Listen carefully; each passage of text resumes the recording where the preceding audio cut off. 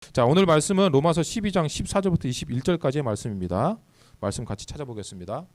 로마서 12장 14절부터 21절까지의 말씀, 성경책 다 찾은 친구는, 우리 집에 있던 친구라도 다 찾으셔서 찾은 친구는 자리에서 일어나서 함께 읽도록 하겠습니다.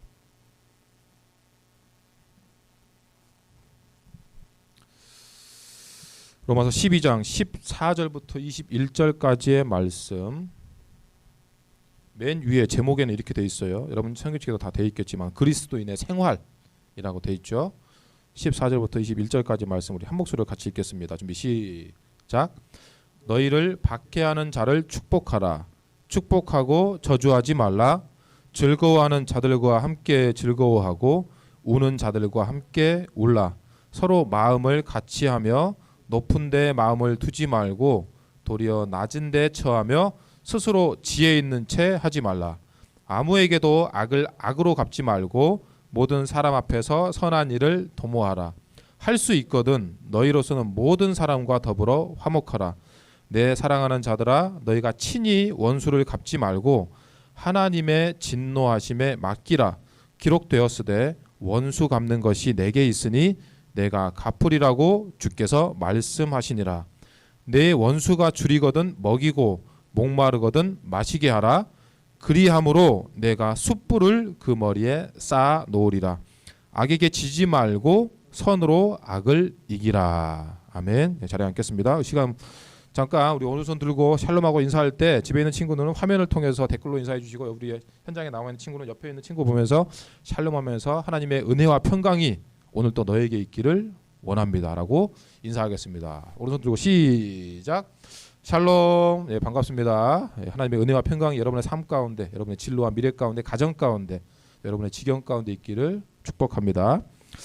지난주에 대박 뉴스가 하나 나왔죠. 목사님도 굳이 응원하는 팀이라고 하면 이제 배구에서도 이제 흥국생명이었는데 응원하러 갔다가 저희 애들하고 같이 응원하면서 뭐 이렇게 경품도 받고 그랬던 기억이 나는데, 흥국생명에서 이제 쌍둥이 자매 이재영, 이다영 자매가 학교 폭력 가해자였다. 물론 이제 그때는 중학생이었습니다. 이제 터진 거죠. 이제 그때 뭐 한두 명이 아니라 한 4명 정도가 한 20가지 정도로 조목조목 정확하게 디테일하게 이렇게 해서 저 자매가 중학교 때 우리를 이제 같은 이제 친구였겠죠. 같은 운동부였는데 좀 이렇게 때리고 뭐 심지어는 칼로도 위협했다. 그리고 뭐 엄마 아빠한테 뭐 그런 심한, 우리 엄마 아빠에 대해서 심하게 얘기를 했고 그런 것도 조목조목 얘기했는데, 이재영, 이다영 자매가 그런 거에 대해서 특별히 반박하지 않고 바로 자필 사과문을 올렸습니다. 그러니까 인정한 거죠. 실제로 내가 다 그렇게 했다. 물론 이제 사건을 볼 때 아직 뭐 정확하게 그게 좀 뭐 더 이제 조사가 돼봐야 되고 뭐 어떤 이제 징계나 그런 부분은 좀 더 봐야 되겠지만, 어찌됐건 이제 그런 사건이 터졌고 뉴스가 나왔습니다. 하지만 이제 자필 사과문을 통해서 이게 온라인상에 이제 개인 SNS나 이제 그 구단 홈페이지에 이제 올린 걸 통해서 볼 때 피해자들은 그 글 하나만으로 뭐 이렇게 쉽게 용서가 되지 않겠죠. 그래서 다른 일들이 계속해서 올라오고 있습니다. 그런데 좀 아쉬운 건 뭐냐? 이 사건이 있기 전에 이제 국가대표를 오래 했던 이제 김연경이라는 이제 배구 선수가 같은 팀에서 뛰고 있었습니다. 물론 이제 외국에서 오랫동안 하다가 이제 벌써 이다영 이 자매에게도 뭐 한 8년 정도 대선배죠. 자기가 존경하는 가장 존경하는 선수가 김연경이라고 할 정도로 인터뷰했던 기억도 나고요. 그런데 이제 이 김연경과 이 자매 가운데 이제 불화가 좀 있었던 것 같아요. 실제로 그런 것들을 개인 SNS 상에 이다영이라는 이 선수가 이렇게 올렸습니다. 강한 자에게만 굽신거리고 약한 자에게 포악해지는 일, 살면서 절대 하지 말아야 하는 일이라는 글을 바로 지난주 초에 올렸던 걸로 압니다. 그리고 자신이 그런 이제 누군가에게 계속 괴롭힘을 당하고 있다는 어떤 뉘앙스 얘기를 계속 올렸습니다. 이거 누가 봐도 이제 김연경 선수라는 걸 알 수 있는 그런 뉘앙스였죠. 그리고 이런 이제 학교 폭력 피해자의 글들이 터지기 전에 이다영 이 친구가 온라인상에 이렇게 글을 올렸습니다. 터트릴 거야. 곧 터트릴 거야. 뭐지? 이제 곧 내가 뭔가를 터뜨릴 거야라고 하면서 김연경의 치부를 내가 곧 이제 드러내겠다. 뭔가 복수하겠다라고 하는 어떤 뉘앙스를 이 사건이 터지기 전 한 하루 이틀 전에 바로 올렸던 그 길을 그런 암시하는 글을 올렸습니다. 그런데 결과적으로 내가 피해자이고 가해자는 누군가 우리가 알 수 있는 그 선수일 것이다라는 어떤 그런 뉘앙스를 계속해서 이제 온라인상에 SNS상에 계속 올렸는데 우리가 알듯이 자기가 파놓은 덫에 자기가 빠진 것과 같은 이제 결과가 이게 벌어진 거죠. 물론 자세한 내용은 아까도 얘기했지만 추후에 더 자세히 밝혀져야 되지만 목사님도 설교를 준비하면서 이제 내용이나 기사를 보면서 어느 정도 본 내용에 대해서 보자면 지금까지 되어진 내용은 이 쌍둥이 자매가 원하는 대로 그 결과가 지금 이루어지지 않고 있고 어제 뉴스에 보니까 그 같은 팀의 숙소도 일단 떠난 걸로 밝혀지고 있습니다. 우리가 오늘 처음에 얘기했듯이 우리가 읽은 본문 맨 위에 이렇게 돼 있어요. 그리스도인의 생활. 그리스도인은 어떻게 생활해야 되느냐. 특별히 오늘 말씀을 보면 알겠지만 그리스도인의 생활 중에서도 어떤 생활이냐. 나를 힘들게 하는 사람, 또 나를 어렵게 하는 사람. 오늘 이 사건을 통해서 볼 때 그냥 가해자라고 합시다. 나에게 어떤 어렵게 하는 어떤 가해자에 대해서 우리가 어떻게 대해야 할 것인가에 대해서 말씀하시는 본문입니다. 참 저 목사님도 설교를 준비하면서 입장 바꿔놓고 생각해봤을 때 내가 이렇게 할 수 있을까라는 좀 저 스스로에게 하는 말씀이기도 했지만 어찌됐건 우리가 말씀 앞에서 우리 스스로를 비춰보고 믿음의 어떤 결단이 있는 저와 여러분 다 될 수 있기를 예수님의 이름으로 축복합니다. 아멘. 먼저 오늘 본문의 말씀은 14절부터 시작하지만 19절 말씀을 다시 한번 보겠습니다. 19절 말씀 한 목소리 다시 한번 보겠습니다. 시작. 내 사랑하는 자들아 너희가 친히 원수를 갚지 말고 하나님의 진노하심에 맡기라. 기록되었으되 원수 갚는 것이 내게 있으니 내가 갚으리라고 주께서 말씀하시니라. 아멘. 정리하자면 내라고 이렇게 좀 돼 있어서 헷갈릴 수 있지만 내 사랑은 그러니까 하나님께서 우리에게 말씀하시는 것이죠. 네가 원수를 갚는 것이 아니라 그것을 하나님께 맡기라는 겁니다. 원수 갚는 것은 하나님께 있다는 거죠. 우리가 누군가에게 피해를 주거나 또 누군가가 우리에게 피해를 주거나 악한 행동을 일삼을 때 일반적인 사람들은 목사님도 마찬가지고요. 우리가 일반적으로 생각했을 때 내가 정말 도저히 힘들어서 못 참겠다. 쟤 때문에 정말 난 도저히 못 살겠다라고 할 때 우리는 복수를 다짐합니다. 쉽게 얘기하면. 내가 어떻게든 갚아주고 싶다. 그리고 그것조차도 안 되면 나는 그 인생이 난 쟤가 정말 잘못됐으면 좋겠어라고 간절히 바라기도 하죠. 그리고 가끔 뭐 카톡이나 SNS 찾아가서 뭐 안 좋은 소식 보이면 기뻐하고. 그게 우리의 어떤 일반적인 마음입니다. 좀 심한 말로 뭐 친구들 사이에서 뒷담화를 까기도 하고 좀 더 나아가면 주변 친구를 포섭해서 걔를 나쁜 애로 만들어 버리기도 하죠. 그게 우리의 일반적인 마음입니다. 나를 힘들게 하는 애 걔 잘 못됐으면 좋겠어. 그런 애를 내가 가서 오늘 말씀처럼 축복하고 뭐라고 해요?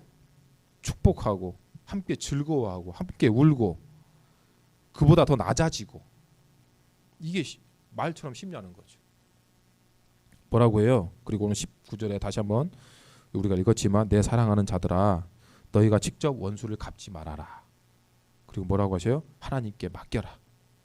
기록되었을 때 원수 갚는 것이 하나님께 있으니 하나님께서 갚아주시겠다고 말씀하신다.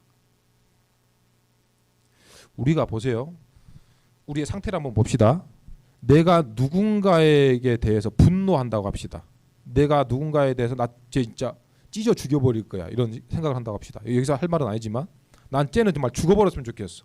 난 저 진짜 언젠가는 내가 복수할 거야. 어디 밤길 조심했으면 좋겠어. 내가 지금 이래서 이랬지만 어느 순간에는 내가 쟤한테 정말 큰 코 다치게 해주고 싶어. 그러면 여러분 그 내 삶을 보세요. 그 복수심에 불타올 때 화가 분노가 내 마음 가운데 있을 때 내 삶은 정상이 되겠냐는 거죠. 우리가 예전에 재밌는 뭐 영화나 드라마의 소재가 있습니다. 보통 복수죠. 뭐 지금 이제 그런 영화나 드라마를 잘 안 하죠. 우리 옛날에 개그 소재도 많이 했는데 내 아버지의 원수하면서 뭐 칼을 막 가죠. 그렇게 해서 한 20년, 10년을 뭐 수련해 가지고 이제 할아버지가 된 원수 앞에 가서 내 아버지 원수 죽으라면서 휙 죽입니다.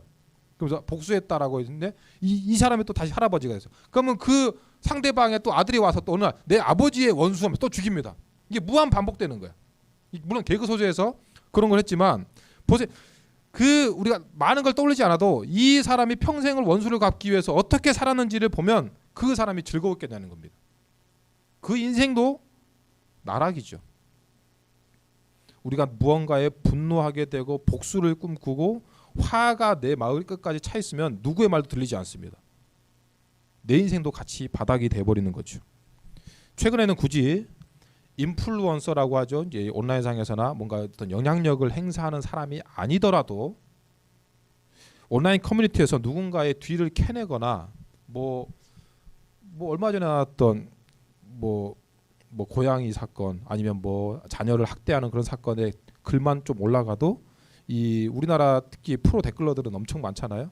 뒤 캐는 건 시간도 아니더라고. 어떻게 알았는지 모르게 그 사람의 뒤를 캐고 신상이 터져 나오고 그러면 그 사람이 이제 다 파헤쳐지는 거죠. 특히나 요즘 유튜브 시대에 좀만 잘 나가는 유튜버가 있으면 그 사람의 치부를 꺼내서 그 사람의 치부는 이랬다라고 이제 조회수를 이제 쉽게 얘기하면 떡상하려고 그 사람의 치부를 드러내서 이게 내가 발견한 것처럼 이렇게 퍼뜨리는 겁니다. 그러니까 남의 어떤 치부나 남의 아픔이나 어려움을 자신의 돈벌이로 이용한다는 겁니다. 지금이 그런 시대입니다. 너무나 그렇게 쉽게 일어나고 있다는 거죠. 에스더서를 보니까 하만이라는 사람이 나옵니다. 이 하만이라는 사람이 누구냐면 이제 예루살렘 이제 이스라엘 백성이 이제 바벨론에 멸망당하고 이 바벨론 나라가 또 멸망당하고 그 나라가 이제 바사 지금 얘기하는 페르시아라고 하는 왕 이제 나라가 다시 들어섰고 그 나라의 가장 높은 왕이 이제 아하수에로라는 왕입니다. 우리가 역사적으로 보면 그 영화 300에 나오는 크세르크세스라고 하나 그 이제 왕이 이제 아하수에로 왕이라고도 보통 얘기를 하는데 에스더의 이제 왕이죠. 왕비였고 에스더의 왕이었는데 그 나라의 이제 두 번째 이제 권력자입니다. 하만이라는 사람이. 근데 이 하만이라는 사람이 지나갈 때 성문 앞에 있는 모르드게라는 사람이 자기에게 절을 안 하는 겁니다. 이유는 안 나왔어요. 하지만 이 절을 안 하는 것 때문에 분노하는 거죠. 내가 저 모르드게를 쳐 죽이리라. 그런데 알아보니까 모르드게라는 사람이 이스라엘 백성인 거야. 그래 내가 너뿐만 아니라 네 민족까지 씨를 말려버리겠어. 그래서 이스라엘 백성들을 완전히 쳐 죽이려고 나라의 왕한테 살살 이렇게 달콤한 말을 해서 온 나라 거기가 이 페르시아라는 나라가 뭐 127도를 다스렸다고 하는데요. 인도부터 지금 저기 애굽 그러니까 지금 이집트까지 엄청나죠 땅이. 그 모든 땅에 이제 이스라엘 백성들이 다 퍼져 나가 살고 있는데 127도에 다 공문을 보내가지고 왕의 도장을 찍어서 어떤 한 날 자유롭게 이스라엘 백성들을 쳐 죽일 수 있는 날을 만들어 버립니다. 그리고 자기 집 마당에다가 25m 되는 망대를 달아가지고 여기는 내가 직접 모르드게를 내가 목매달아 죽이리라. 그리고 계획하죠. 결과적으로 하나님께서 에스더서를 보면 나중에 한번 읽어보시면 정말 재밌는데 에스더가 이제 유명한 말이 있죠. 내가 죽으면 죽겠습니다. 왕 앞에 나아가서. 그래서 하나님께서 바꿔주십니다. 하만이 모르드게를 달려고 했던 그 망대에 본인이 달리게 되는 거죠. 놀라운 일이 벌어집니다. 여러분 우리가 복수를 한다는 것은 이거 정도밖에 안 된다는 거죠. 하나님께 맡겨야 하나님께서 바꿔주신다는 겁니다. 우리가 하는 말은 보세요. 결국 누군가가 듣지 않으면 없어집니다. 옛날에 뭐 그래서 몰래 막 녹음하고 막 그랬잖아요. 근데 그것도 요즘에는 법정에서 녹음이 몰래 녹음한 거는 증거도 안 돼. 우리가 온라인상에서 더 많은 활동을 하고 있습니다. 댓글, 글, 사진, 뭐 내가 재밌다고 하는 것들 퍼날르고 그런 것들을 한마디로 얘기하자면 지금 이제 이런 얘기까지 하는 디지털 발자국이라고 하죠. 우리가 온라인상에서 하는 모든 활동들은 다 발자국이 남습니다. 실제로 여러분들이 카톡에서 친구들과 단톡방에서 대화를 하다가 야 이거 재밌지 않냐? 성적인 농담 지웠더라도 다 복원이 됩니다. 그게 이제 뉴스에 터지고 있는 뭐 N번방 사건 이제 그런 부분이죠. 정치적인 편향글, 외모 비하적인 성향, 외모 비하적인 어떤 성향의 어떤 영상, 누군가에게 상처될 수 있는 말이나 글, 이미지 그런 것들 내가 퍼나로 재미로 복사해서 나르고 개인끼리 얘기했던 그런 모든 것들이 결국 나에게 영향력을 미칠 수 있다는 겁니다. 지금은 여러분들이 어딘가에 이렇게 글을 쓰거나 지원을 할 때 내 개인 정보를 동의합니다 이렇게 체크하잖아요. 하다못해 내 회원 가입을 하더라도 앞으로는 여러분들이 내 온라인상에 내 개인 SNS, 블로그, 유튜브, 댓글, 이미지 내 어떤 디지털 발자국에 대한 열람을 내가 동의합니다라는 것을 이제 체크를 해야 되는 시대가 됐습니다. 그러면 내가 온라인상에서 내가 알지 못했던 어떤 댓글에 대한 좋아요했던 것, 어떤 정치적인 어떤 글, 외모 비하적인 글에 내가 좋아요했던 이것까지도 문제가 될 수 있다는 거죠. 그래서 어쩌면 우리가 말하는 것보다 온라인상 지금 온라인 시대, 언택트 시대잖아요. 여러분 그런 것들에 대해서 주의를 기울여야 됩니다. 여러분 특히 유튜브에서 영상 많이 보시잖아요. 유튜브가 대단합니다. 내가 그냥 예를 들어 그냥 개그 프로 하나 봤는데 그냥 유튜브 틀면 다음에는 그냥 내가 이걸 봤기 때문에 이 사람이 이것도 좋아할 것이다라고 추천하는 영상이 쫘라락 뜹니다. 그럼 여러분들이 막 이상한 걸 봤다. 그게 기록에 다 남아요. 어쩌다 한번 봤을지라도. 이게 무서운 겁니다. 이게 여러분들이 나중에 대기업이나 내가 원하는 대학교에 들어갈 때 먼저 AI 면접을 볼 때 이게 다 걸러지는 거죠. 지금이 이미 기술은 가능해졌고 작년인가 재작년부터 이제 코로나 시대가 터지면서 대기업에서는 먼저 임원 면접을 보기 전에 AI 면접을 먼저 통과를 해야 임원 면접을 볼 수 있습니다. 지금 그런 시대인 거죠. 우리가 인간적으로 봐도 다른 사람에게 이런 피해를 줄 수 있는 것들 그런 부분에 대해서 주의를 기울여야 되는 시대라는 겁니다.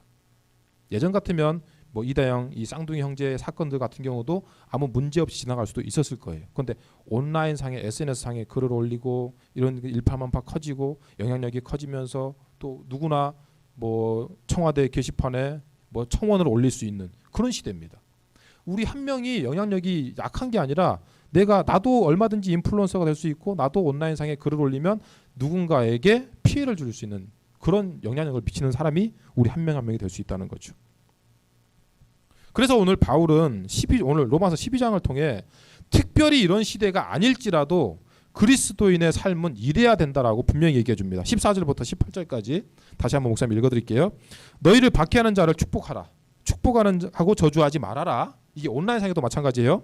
즐거워하는 자들과 함께 즐거워하고 우는 자들과 함께 울어라.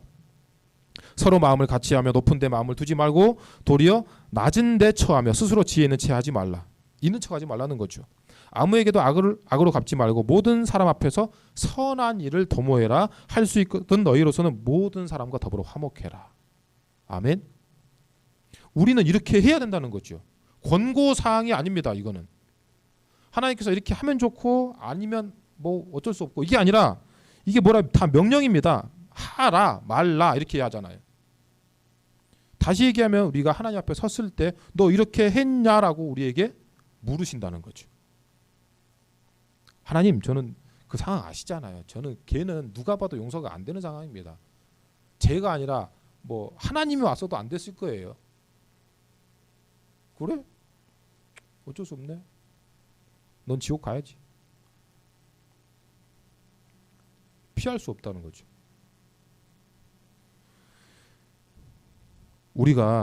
우리를 공격하는 목사님도 처음에 얘기했듯이 나를 공격하는 친구를 위해서 내가 축복할 수 있는가? 할 수 없다면 기도해야죠. 하나님 정말 저는 도저히 안 됩니다.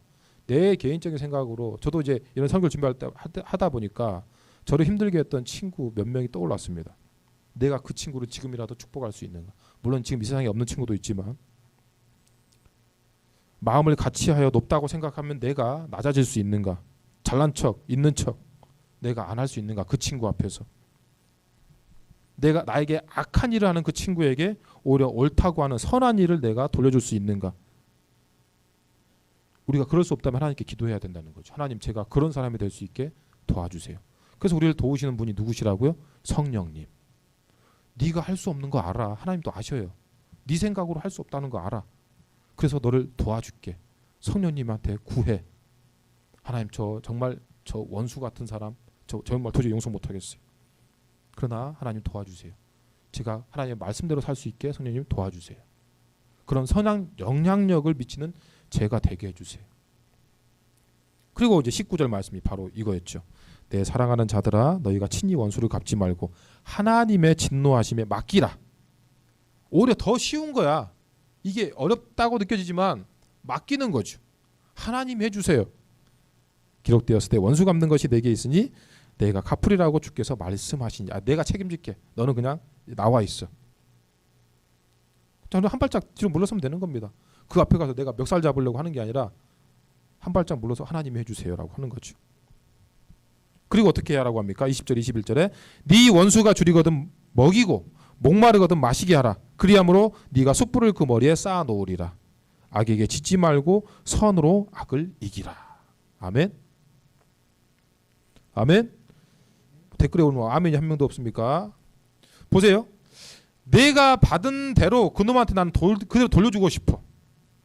나는 그놈인지 그 쉘인지 몰라도 나는 걔도 똑같이 당하기를 원해. 나는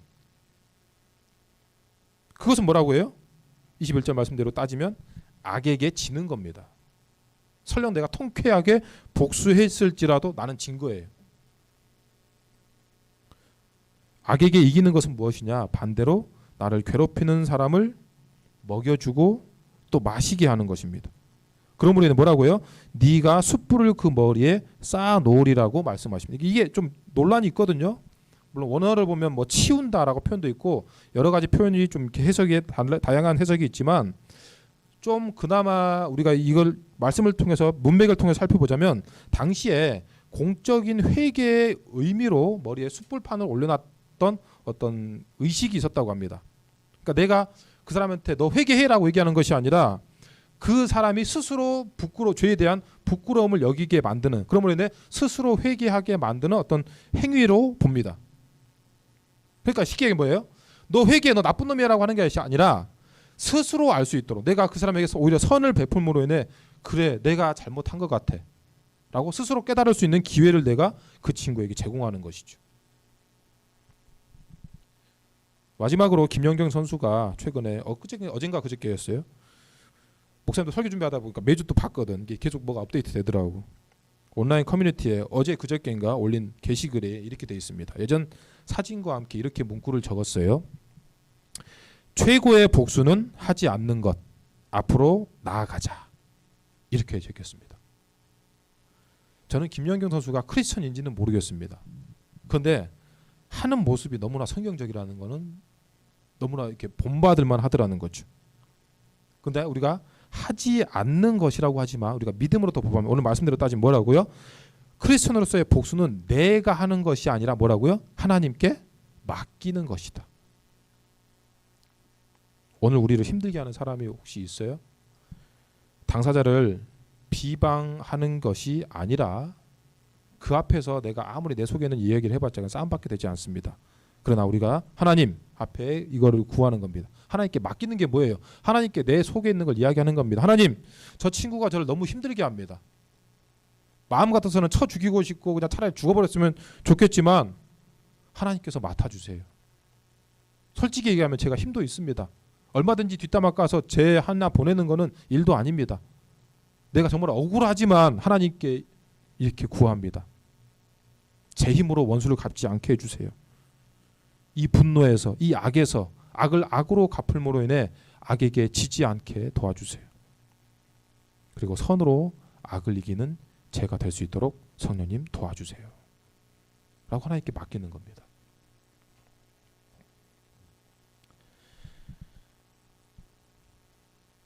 하나님은 나를 힘들게 하는 사람조차 축복할 수 있는 큰 믿음, 또 큰 그릇을 저에게 주시옵소서라고 그런 기도할 수 있는, 내가 큰 그릇이어서 그렇게 기도할 수 있는 것이 아니라 할 수 없기 때문에 하나님께 기도할 수, 그러니까 하나님 저에게 그런 큰 믿음, 큰 그릇이 될 수 있도록 도와주세요라고 하는 이 기도가 큰 기도입니다. 내가 할 수 없기 때문에 하나님께서 맡아주세요라고 하는 게 큰 기도는 거죠. 오프라인은 물론이고 온라인에서도 믿음의 선한 영향력을 행사하는 그런 우리 사랑하는 교회 청소년부, 우리 한 명 한 명이 될 수 있도록 복내려 주시옵소서라고 이런 믿음의 기도를 하나님께 드릴 수 있는 저와 여러분 다 될 수 있기를 예수님의 이름으로 축복합니다. 아멘. 아멘.